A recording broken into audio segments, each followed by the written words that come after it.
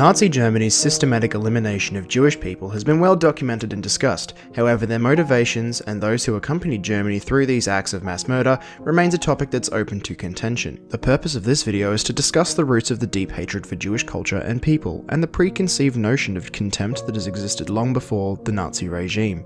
I will discuss the Middle Age origins of anti-Semitism and how that translates into a modern context. The term anti-Semitism hasn't changed inherently since the Middle Ages, however the term is warped with the emergence of the post-Enlightenment era between the late 17th century to 1815. Lequer mentions that the mood prevailing was nationalist patriotic and the Jews were considered strangers. Jews entered various trades and professions that had been closed to them before. As a result, the Jew was considered a competitor. This would imply that Europeans throughout this era shunned the Jew for merely adapting to the European way of life, and were considered invaders in that regard.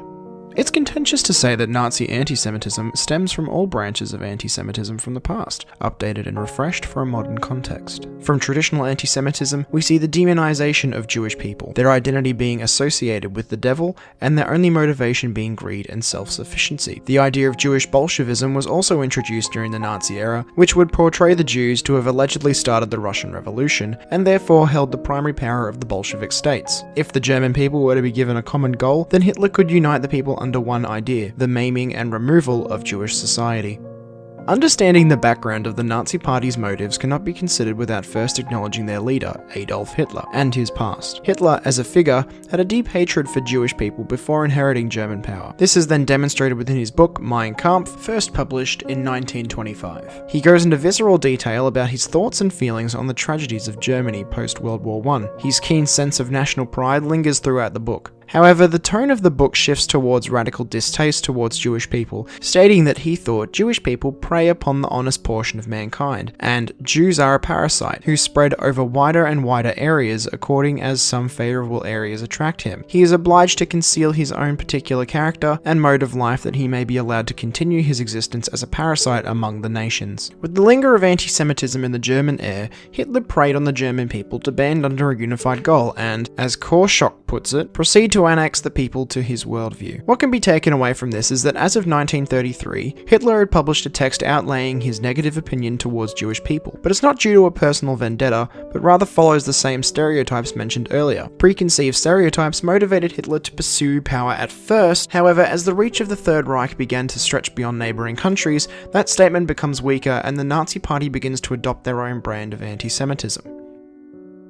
Once the Nazi regime began to get its claws into Europe, the Axis gained allies that would, in turn, begin targeting and killing mass amounts of Jewish people. This would then lead to the question, were the Nazis way in over their head? Browning phrases it as the euphoria of victory, the mentality that would see Hitler pushing the boundaries of human morality for the sake of furthering his anti-Semitic agenda. The self-indulgent confidence that Hitler possessed, considering that the early successes of Barbarossa, would further play a role in swaying surrounding invaded countries engaging in the conquest of ethnic cleansing. To further explain this, Friedlander puts forward the theory of redemptive anti-Semitism. The struggle against the Jews is the dominant aspect of a worldview in which other racist themes are but secondary appendages. This would imply that these nations would be acting out the ethnic cleansing of the Jews as an act of redemption, justifications for the acts against these people, or even the whole of Europe for that matter, and therefore excuses their crimes. However, Weiss et al. Retorts by stating that the Germans acted out against the Jews as a means of revolting against a world that had already stifled its attempt to claim European stakes post-World War I, a half-century of mass killings and genocide by authoritarian states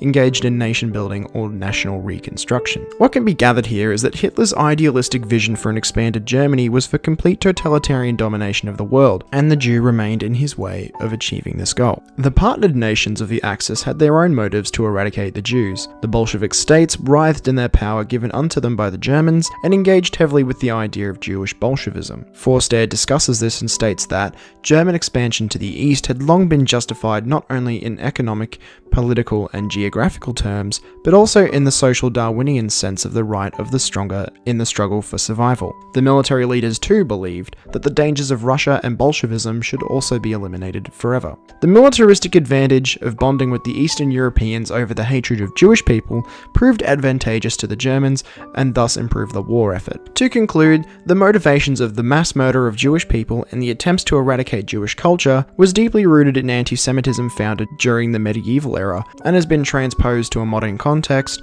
and further warped to to create a Nazi brand of anti-Semitism. This hatred was within Hitler himself, and then once given a platform to amplify these beliefs, sent a shockwave of perceived acceptance throughout Europe, and these countries were given full permission and motivation to carry out their own attempts at ethnic cleansing under the watchful eye of Germany.